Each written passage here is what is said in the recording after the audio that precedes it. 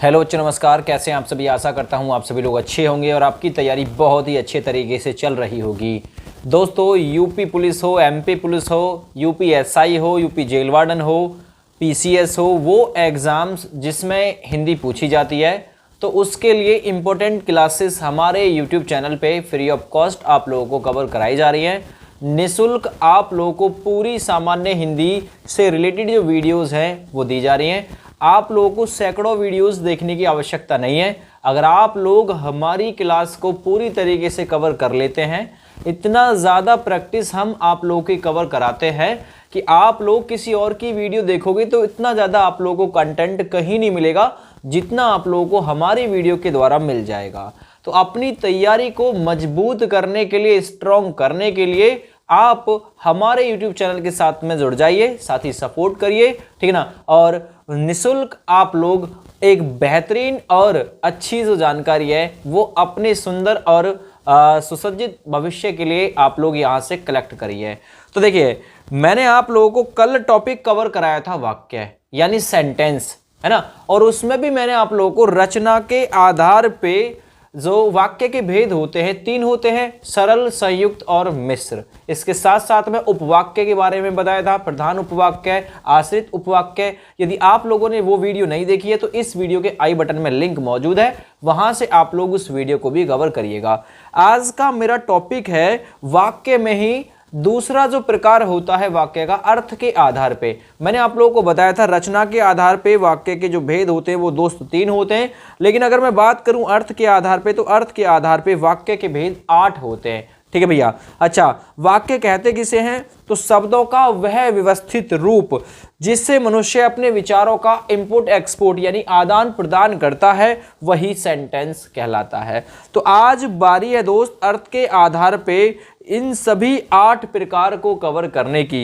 इन 8 प्रकारों में मैं सबसे पहले आप लोगों को विधानवाचक, फिर इच्छावाचक, फिर आज्ञावाचक, फिर निषेधवाचक, ठीक है ना, फिर प्रश्नवाचक, फिर विस्मादी बोधक वाली कंडीशन यानी विस्मय बोधक मतलब वाक्य।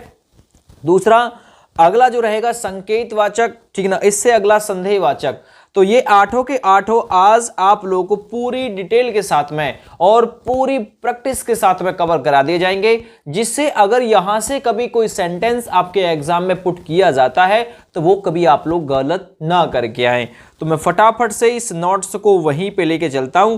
सरल, संयुक्त, मिश्र ये हम लोग कल कवर कर चुके हैं, तो इनको अब आप लोग को पढ़ने की आवश्यकता अगर है तो आप लोग YouTube चैनल पे जो आई बटन में वीडियो दिखा रखी है उस पे आप लोग टिक करिए, जिस पे लिखा हुआ होगा रचना के आधार पे वाक्य के भेद। तो इसे आप लोग कवर कर लीजिए भाई। आज बारी अर्थ के आधार पे कवर करने की आ चुकी है।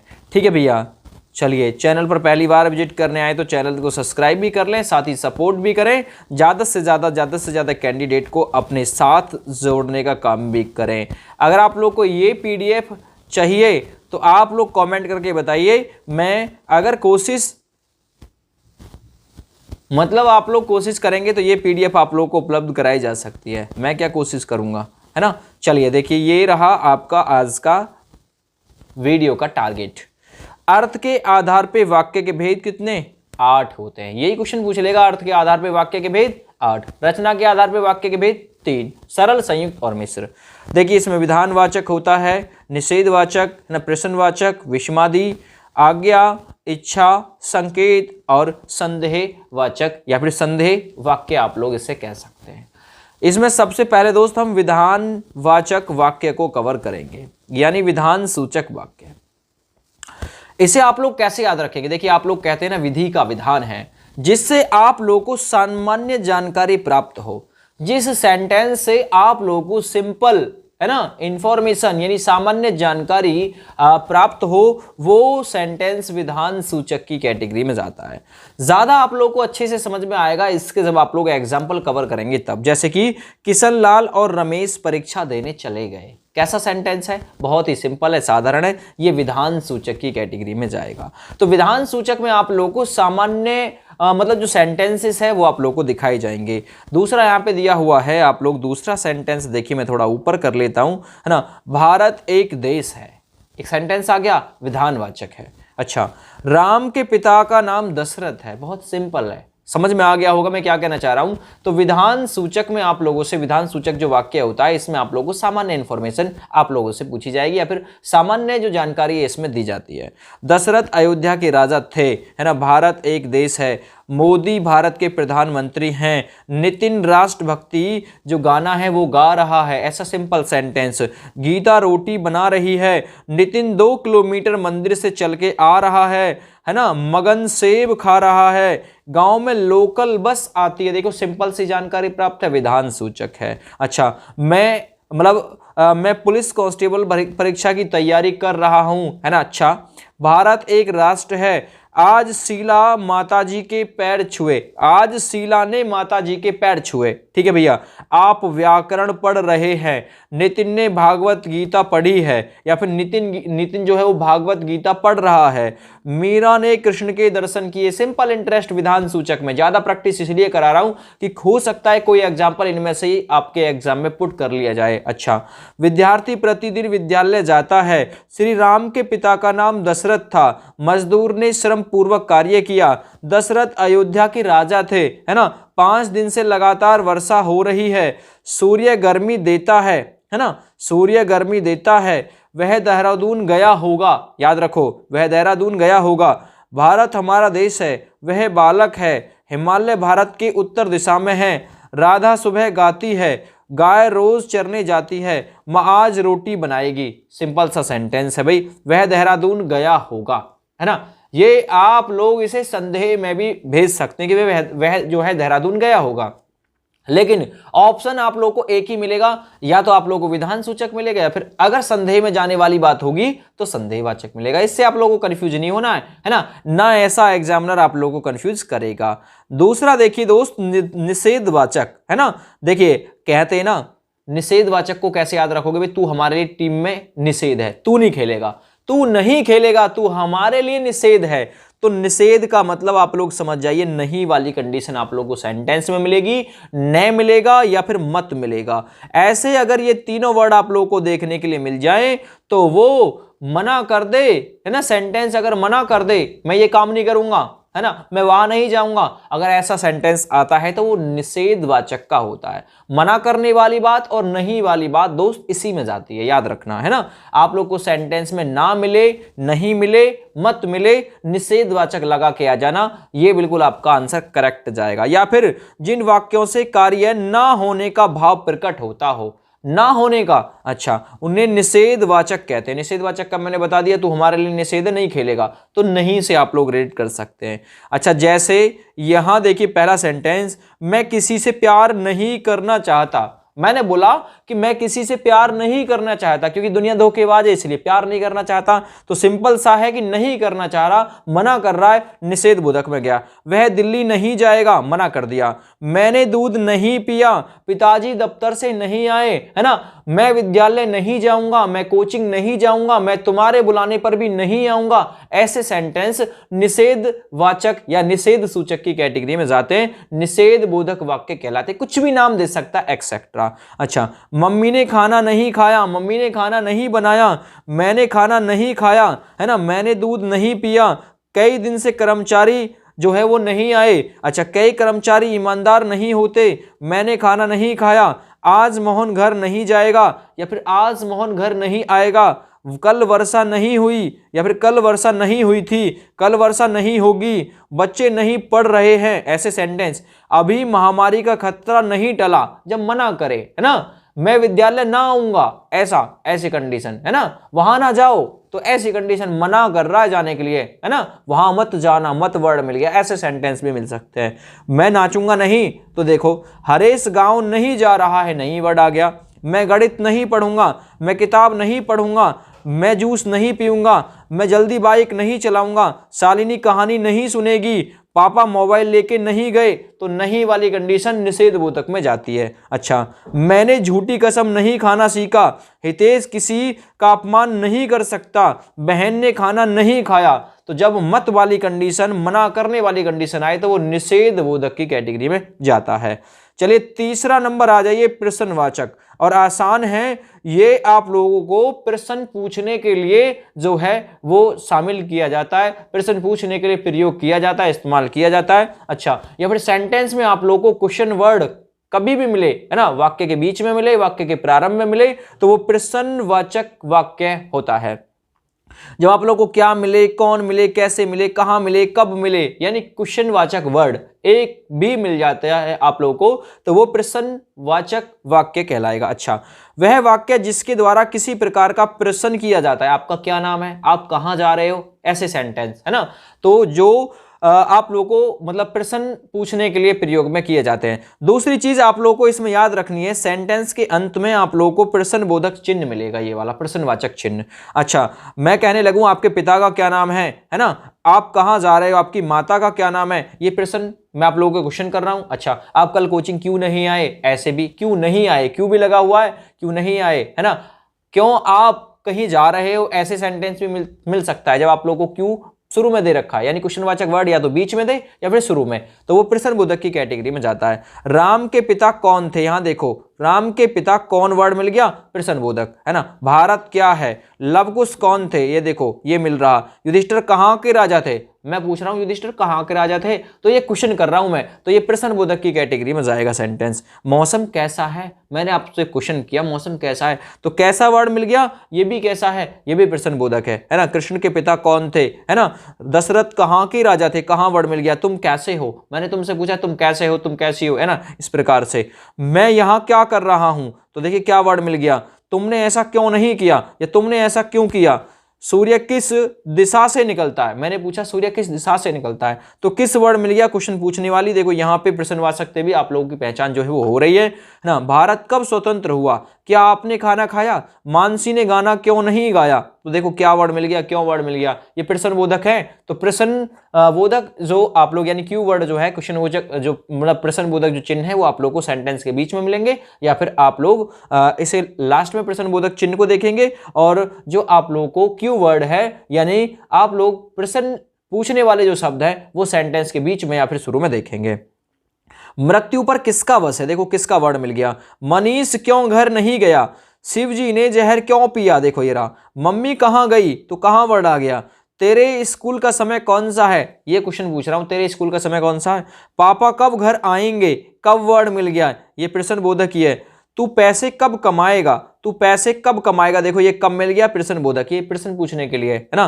तेरी जॉब कब लगने वाली है, ये पूछो तेरी जॉब कब लगने वाली, तू उत्तर प्रदेश पुलिस में कब लगने वाला है, तू बिहार पुलिस में कब लगने वाला है, जीडी में कब लगने वाला है, ऐसे सेंटेंस कुछ भी आ सकता है। माया घर कब आएगी, है ना, माया घर कब आएगी। 10वीं की परीक्षा कब है, क्वेश्चन कर रहे हैं यहां, समझ में आ गया। दिवाली कब आएगी, होली कब आएगी, 15 अगस्त कब आएगा, स्वतंत्रता दिवस कब आएगा, ये सारे सेंटेंस प्रश्नबोधक की कैटेगरी में जाएंगे। आपकी मातृभाषा कौन सी है, नासा संस्कृत क्यों सिखा रहा है ना, तो ये क्वेश्चन वाचक जो वर्ड है वो सेंटेंस के बीच में या फिर लास्ट में शामिल होते हुए आप लोगों को दिखाई देंगे।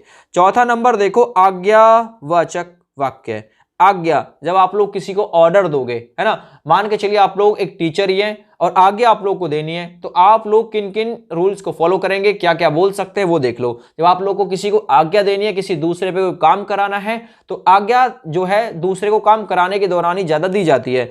जब आप लोग किसी को आज्ञा दें, किसी से प्रार्थना करें, किसी से आदेश करें, ये भी आप लोगों के जो शामिल किए जाएंगे वो आज्ञावाचक वाक्य में ही शामिल किए जाएंगे। वह वाक्य जिसके द्वारा किसी प्रकार की आज्ञा दी जाती है या फिर प्रार्थना किया जाता है वो विधि सूचक वाक्य या फिर आज्ञावाचक कहलाता है, याद रखना, ठीक है भैया। तो इससे आप लोग किसी से आज्ञा देंगे या फिर किसी से कोई प्रार्थना करेंगे, वो सारे सेंटेंस या फिर किसी को आदेश देंगे, वो आज्ञावाचक जो है वो कहलाएंगे।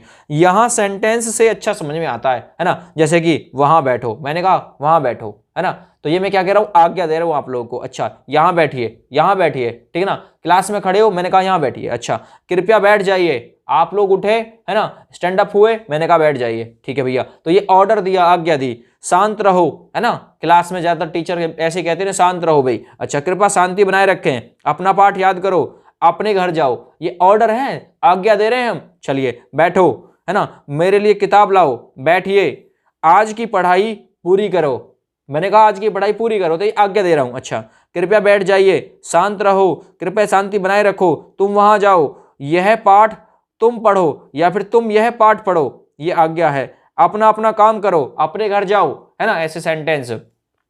आप चुप रहिए, तुम पानी लाओ, आप वहां जा सकते हो, ठीक ना। शालिनी या फिर शीला पानी भर के लाना, इस प्रकार से शीला रोहित पानी भर के लाना, ये आज्ञा है। अच्छा, नितिन खाना खा, नितिन खाना खा, ये भी ऑर्डर है। अच्छा, तुझे सही से तैयारी करनी चाहिए, यहां पर तुझे लिखा हुआ है, तुझे सही से तैयारी करनी चाहिए, ये भी आज्ञा है।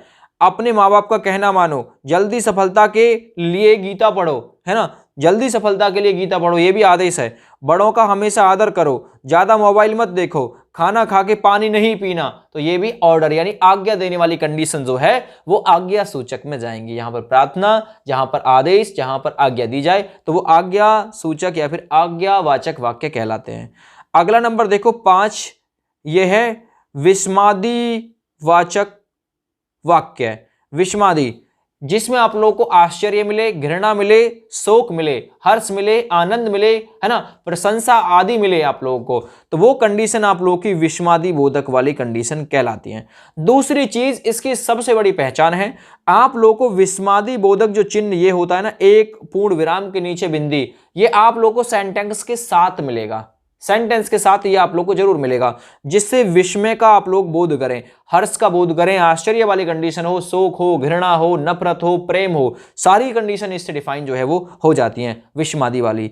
देखिए, जिन वाक्यों में आश्चर्य, हर्ष, शोक, घृणा आदि का भाव उत्पन्न होता है उन्हें विस्मादि बोधक कहलाते हैं। वह वाक्य जिससे किसी प्रकार की गहरी अनुभूति का प्रदर्शन किया जाता है वो भी विस्मादि वाचक जो वाक्य है वो कहलाता है। सेंटेंस से समझ में आएगा, अच्छा हाय उसकी भैंस मर गई, है ना, मम्मी आई, मम्मी ने बताया अरे उसकी तो भैंस मर गई, तो हाय उसकी भैंस मर गई। इसकी पहचान देखो, ये मिल रहा तुम्हें विस्मादि बोधक वाला, ये विराम चिन्ह बोलते हैं इस विस्मादि बोधक में, है ना। श्री कामता प्रसाद गुरुजी के अनुसार विराम चिन्ह 20 हैं, उन्हीं में से ये है विस्मादि वाली जो कंडीशन है। अच्छा, ओह कितना भयानक दृश्य है, ओह कितनी ठंडी रात है, वाह कितनी सुंदर जो शीतल वायु है वो चल रही है, ऐसी कंडीशन भी। आह कितना सुंदर उपवन है, ऐसे सेंटेंस। बल्ले हम जीत गए, है ना, आह कितना सुंदर उपवन है, आह कितना सुंदर दृश्य है, आह कितना सुंदर जो घर है वो बना हुआ है, इस प्रकार से। अरे वाह भारत की दीपिका ने स्वर्ण पदक जीत लिया, ऐसी कंडीशन, है ना। ये हर्ष के साथ कही जाएंगी, शोक के साथ, घृणा के साथ, नफरत के साथ, प्रेम के साथ कही जाएंगी। ये सारी कंडीशन आप लोगों की विस्मादि के मतलब अंदर जो है वो शामिल की जाएंगी। आह झील का दृश्य मनोरम है, अरे कितनी लंबी रेलगाड़ी है, बल्ले हम जीत गए, ओह कितनी ठंडी रात है, ओह कितना शीतल दिन है, ऐसे ना, है ना, ओह कितना मतलब गर्म दिन है। अच्छा, ओह बड़ा जुल्म हुआ, है ना, उस पे तो बड़ा जुल्म हुआ, इस प्रकार की कंडीशन। छी कितना गंदा दृश्य है, ऐसे भी बोल सकता है, ठीक है। अच्छा, ओह कितना होशियार लड़का है। अच्छा, वाह तूने कितनी कठिन मतलब जो परीक्षा है वो पास कर ली। अरे बाप रे कितना झूठ बोल रहा है। तो ये देखो वाक्य के बीच में आप लोगों को ये चिन्ह जरूर मिल रहा है, तो जब ये मिले तो विस्मादि बोधक वाली कंडीशन बनती है। तूने बच्चे को मारा, धिक्कार है तुझे, इस प्रकार से देखो वाक्य के बीच में आप लोग ये देख पा रहे, देखो ये जो सिंबल देख पा रहे हैं ये सारे विस्मादि वाले हैं, है ना। हाय हाय कितनी सुंदर गाड़ी है, 2 बार भी मिल सकते हैं, हाय हाय कितनी सुंदर गाड़ी है। तो ऐसी कंडीशन आप लोगों को कभी देखने के लिए मिले तो आप लोग विस्मय मतलब विस्मयवाचक जो है वो लगा सकते हैं। चलिए इच्छा वाला देख लीजिए अब, ठीक ना। इच्छा, आप लोग की इच्छा यहां पे पूछी जाएगी जब आप लोग किसी के प्रति कोई इच्छा प्रकट करेंगे। जैसे कि मैं कहने लगूं आपकी नौकरी लग जाए, है ना, आपकी जो आयु है वो दीर्घ आयु हो, ये मेरी इच्छा है आपके प्रति, है ना। आप लोग पहले अटेम्प्ट में ही यूपी पुलिस क्लियर कर लें, आप लोग एसएससी जीडी लग जाएं, है ना, ऐसी कंडीशन। तो देखिए इच्छा, आकांक्षा, आशीर्वाद, ये कंडीशन आप लोगों को डिफाइन की जाएंगी किसमें, इच्छा बोधक वाक्य में। अच्छा, एक टीचर बनके आप लोग इस इच्छावाचक सेंटेंस को आप लोग सोचिएगा अपने दिमाग से, किसी दूसरे के हित में आप लोग ये बात सोचिएगा, अच्छे से डिफाइन हो जाएगा जब आप लोग इन लाइनों को किसी दूसरे को डेलीगेट करोगे या फिर दूसरे के लिए सोचोगे, इच्छावाचक समझ में आ जाएगा। जिन वाक्यों में किसी इच्छा, आकांक्षा या फिर आशीर्वाद होने का बोध होता है उन्हें इच्छावाचक सेंटेंस कहते हैं। जैसे कि भगवान तुम्हें दीर्घायु करे, मैंने कहा भगवान तुम्हें दीर्घायु करे, तो ये मेरी क्या है, ये मेरी इच्छा है आपके प्रति, तो ये इच्छावाचक सेंटेंस कहलाएगा। दूसरा, नववर्ष मंगलमय हो, है ना, आपके लिए नववर्ष मंगलमय हो, है ना, आपके लिए होली मंगलमय हो, तो ऐसी कंडीशन, आपके लिए स्वतंत्रता दिवस मंगलमय हो, है ना, स्वतंत्रता दिवस की हार्दिक शुभकामनाएं, मैंने ये बोला तो ये आप लोग देखिए, मैं अपनी इच्छा जाहिर कर रहा हूं आपके और आपके परिवार को, है ना। तो मेरी इच्छा है आपके और आपके परिवार के प्रति। अच्छा, ईश्वर करे सब कुशल लौटे, ईश्वर करे, है ना। यात्रा पे गए हुए हैं और यात्रा पे मतलब जाने पे हम कह रहे हैं भाई ईश्वर करे बिल्कुल सब कुशल लौटे वहां से, तो ये हमारी इच्छा है। अच्छा, दूधो ना हो पूतो फलो, ये आशीर्वाद है कि दूधो ना हो पूतो फलो, है ना। ऐसे मान के चलिए आपकी जो घरवाली है उसने किसी के पैर छुए तो आशीर्वाद मिला दूसरी तरफ से कि दूधो ना हो पूतो फलो, है ना। एसएससी जीडी में लगो, याद रखो। अच्छा, कल्याण हो तथास्तु, है ना। ऐसे भी सेंटेंस, कल्याण हो तो ये क्या है, हमारी इच्छा है। अच्छा, नव वर्ष की हार्दिक बधाई, ये भी तरक्की की हार्दिक बधाई, भगवान करे कि आप सुखी जीवन व्यतीत करें, है ना। भगवान करे आप सुखी जीवन व्यतीत करें, है ना, दुखी नहीं, सुखी जीवन। अच्छा, आपकी उम्र लंबी हो, मैंने बोला आपकी उम्र लंबी हो। चलिए, भगवान आपको खुशी दे, है ना, भगवान आपको खुशी दे, तो ये मेरी क्या है, आपके प्रति इच्छा है। चलो, आप कुशल मंगल होंगे, मेरा रिजल्ट बहुत अच्छा आएगा, ये मेरी क्या है, इच्छा आएगा यार, मेरी जो रिजल्ट है ना वो बहुत अच्छा आएगा। चलो, ये कंप्लीट हो गया। 7वां नंबर देखिए, संकेतवाची जिसका दूसरा नाम है शर्त। इसमें आप लोगों को शर्त देखने के लिए मिलेगी, इसमें आप लोगों को इशारा देखने के लिए मिलेगा। राम उधर गया है, राम इधर गया है, राम पीछे से दूसरे नंबर की गली में गया है ना, राम मेरे घर के बगल में गया है। तो ऐसे सेंटेंस जब संकेत करेगा, है ना, किसी की तरफ, दूसरे की तरफ, तो ये मान के चलना वो संकेतवाचक वाक्य कहलाएगा। दूसरी चीज, डेफिनेशन समझिए, जिन वाक्यों में किसी संकेत का बोध होता है उसे संकेतवाचक कहते हैं, याद रखो। उदाहरण देखो, राम का मकान उधर है ना, सीता का मकान उधर है, सीता का घर उधर है, इस प्रकार से भी कह सकता है। सीता का स्कूल उधर है ना, सीता का स्कूल उधर है। अच्छा, ऐसे भी बोल सकता है, मेरे घर से जो मार्केट है वो बाईं तरफ है, बाईं तरफ है। ऐसे भी सेंटेंस संकेत करके दे रहा कि बाईं तरफ है मेरे घर से मार्केट। तो जब आप लोगों को ये सारा मिले सेंटेंस में तो वो संकेतवाची के साथ में चला जाएगा। अच्छा, सोनू उधर रहता है, मैंने बताया यार सोनू उधर रहता है, तो मैंने ये सारा कर दिया कि उधर रहता है वो। अच्छा, यदि तुम भी मेरे साथ रहोगी तो मुझे अच्छा लगेगा। तो ये मैंने आप लोगों के लिए बताया कि शर्त भी है, ये कंडीशंस भी हैं, यानी शर्त पे भी डिपेंड करता है। दूसरा ये बोल रहा है संकेत देकर भी कि यदि तुम मेरे साथ रहोगी ना तो मुझे अच्छा लगेगा, ये सेंटेंस है ना, संकेत दे रहा है।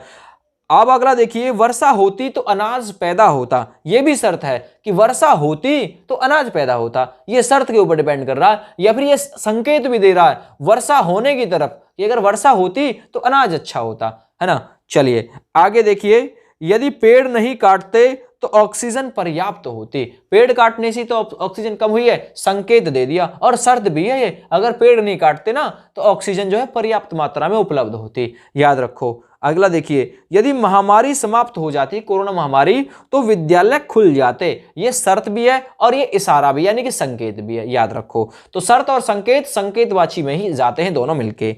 यदि पैसे मिले तो कार खरीद लूंगा, यदि मुझे पैसे मिले ना तो कार खरीद लूंगा। जैसे कि अब मुआवजा जो है मिल रहा है, मुआवजे के बाद में कुछ लोग ये कह रहे हैं अगर हमें पैसे मिले तो बुलेट खरीद लेंगे, पैसे मिले तो हम स्कॉर्पियो खरीद लेंगे। तो ये सारी कंडीशन संकेत ही दे रहे हैं वो, याद रखो। यह मोबाइल टूटा तो नया खरीदूंगा, ये इशारा दे रहा है कि ये मोबाइल जो टूट गया ना तो नया खरीदूंगा फिर मैं। अच्छा, अगर छुट्टी मिली तो मिलने आऊंगा, छुट्टी मिलेगी तो मिलने आऊंगा, ये भी शर्त है, छुट्टी मिलेगी तो मिलने आऊंगा। और इशारा भी, ये याद रखो। जॉब मिली तो पैसे कमाऊंगा, यूपी पुलिस में लगा तो पैसे कमाऊंगा, दिल्ली पुलिस में लगा तो पैसे कमाऊंगा, एसएससी में लगा तो पैसे कमाऊंगा, है ना, सीजीएल में लगा तो पैसे कमाऊंगा, कुछ भी बोल सकता है भाई, ठीक है ना। तो ये संकेत या इशारा देने के लिए आएगा। लास्ट वाक्य रह गया इसमें संदेहवाचक वाक्य। जब आप लोगों को सेंटेंस में संदेह वाली बात मिलेगी, देखिए आप लोगों को वाक्य के अंत में प्रश्नबोधक चिन्ह भी मिलेगा, ऐसे सेंटेंस में जो संदेह में शामिल किए जाएंगे। लेकिन जब आप लोगों को ऐसे सेंटेंस पूछे जाएंगे तो ऑप्शन में या तो आप लोगों को प्रश्नबोधक वाक्य ही दिया जाए, मतलब प्रश्नबोधक ही दिया जाएगा, या फिर आप लोगों को संदेह ही ऑप्शन दिया जाएगा, है ना। केवल एक ऑप्शन रखेगा, इसमें से दोनों ऑप्शन एक साथ नहीं रखेगा। आप लोगों से एक सेंटेंस पूछा, जैसे कि आप लोगों से पूछा क्या वह यहां आया, है ना, क्या वह यहां आ गया। तो ये सेंटेंस आप लोग कहोगे इसमें क्या भी है, लेकिन संदेह भी तो है इस बात पे कि क्या वह यहां आया या फिर क्या वह यहां आ गया। तो तो ये संदेह में भी जाएगा और ये प्रश्न बोधक में भी, लेकिन ऑप्शन आप लोगों को एक ही मिलेगा। और जब दोनों आप लोगों को ऑप्शन मिलते हैं तो आप लोगों को प्रश्न बोधक के साथ में अपना आंसर कर देना है। याद रखना, ये क्या वाला जो केस है ना, ये दोनों में जाता है जब सेंटेंस पे संदेह रहता है तब, है ना। ये संदेह की तरफ इशारा भी करता है और ये प्रश्न बोधक की तरफ भी इशारा करता है। तो मैंने आप लोगों को बता दिया, जब दोनों ऑप्शन में हो तो प्रश्न बोधक करना है उत्तर, और जब आप लोगों से अलग अलग पूछेगा तो केवल एक ही ऑप्शन वो आपके लिए सेट करके देगा। जिन वाक्यों में संदेह का बोध होता है उसे संदेहवाचक कहते हैं। शायद, संभवतः, संदेह इत्यादि कंडीशन आप लोगों को मिलेंगी। गीता मुझे भूल चुकी होगी, संदेह है ना। कैसी बात है, संदेह है ना। शायद गीता मुझे भूल चुकी होगी या गीता मुझे भूल चुकी होगी, इस बात पे संदेह है, तो ये संदेह के साथ में गया। शायद वह आ गया होगा, शायद के साथ में संदेह है, उस पे पता नहीं है, शायद आ गया होगा, संदेह वाली बात। संभवतः कोरोना इस वर्ष समाप्त हो जाए, संभवतः हो सकता है ना भी हो, है ना। तो दोनों कंडीशन है। क्या वह यहां आ गया, तो देखो क्या वह यहां आ गया, ये किस में जा रहा है, ये प्रश्न बोधक में भी जा रहा है और ये संदेह में भी। संदेह है कि आया या नहीं आया। अगला लाइन देखो, क्या उसने काम कर लिया, तो इस बात पे संदेह भी है और प्रश्न बोधक भी है, लेकिन ऑप्शन एक ही मिलेगा आप लोगों को। अच्छा, संभवतः सुधर जाए, संभवतः वह सुधर जाए, हो सकता है भी सुधर जाए, वैसे चांस कम है लेकिन हो सकता है सुधर जाए। आगे देखो, शायद मैं कल बाहर जाऊं, शायद मैं कल दिल्ली जाऊं, शायद मैं कल कोचिंग ना आऊं, शायद मैं कल विद्यालय जाऊं, कुछ भी हो सकता है। जो शायद के साथ में लगा हुआ है वो संभवतः मान के चलिए आप लोग किस में जाएगा, वो आप लोगों का संदेह में जाएगा। अच्छा चलिए, शायद मैं कल बाहर जाऊं, आज वर्षा हो सकती है, संभावना है। शायद वह मान जाए, शायद वर्ड लगा हुआ है। क्या उसने काम कर लिया, प्रश्न बोधक भी है, संदेह भी। ऑप्शन में एक मिलेगा, दोनों नहीं मिलेंगे भाई। अच्छा, शायद मुझे गांव जाना होगा, शायद मैं शाम तक घर आ जाऊंगा, शायद मैं शाम को दिल्ली जाऊंगा, शायद मैं वहां जाऊं, है ना। ऐसी सेंटेंस शायद, संभवतः इत्यादि अगर आप लोगों को सेंटेंस में दिए हुए मिलते हैं तो आप लोग आसानी के साथ में उसे संदेह में ठोक सकते हैं। तो ये मैं प्रॉपर आप लोगों को 8 के 8 जो अर्थ के आधार पे वाक्य के भेद हैं ये कवर करा चुका हूं। तो ये वीडियो आप लोग अगर रिपीटेड देखते हैं बार बार, मतलब जब भी आप लोग इस टॉपिक को बोलें बार बार देख लेना इस वीडियो को। यहां से ज्यादा मतलब जो कंटेंट है वो एक साथ मुश्किल ही किसी की वीडियो में आप लोगों को देखने को मिलेगा। अच्छी प्रैक्टिस आप लोगों की कराइए काफी सारे सेंटेंस के साथ में। तो चैनल पर आप लोग पहली बार विजिट किया तो चैनल को सब्सक्राइब जरूर कर लें। और इससे पहला जो पार्ट है इसका फर्स्ट, यानी जिसमें रचना के आधार पर मैंने वाक्य के भेद पढ़ाए, तो वो वीडियो भी आप लोग एक बार जरूर कवर कर लें, जब ही दोनों जो है वो एक साथ समझ में आएंगे। फिलहाल ये वीडियो यहीं पर समाप्त होगी। जय हिंद, वंदे मातरम। आप सभी का दिन शुभ हो। Best of luck.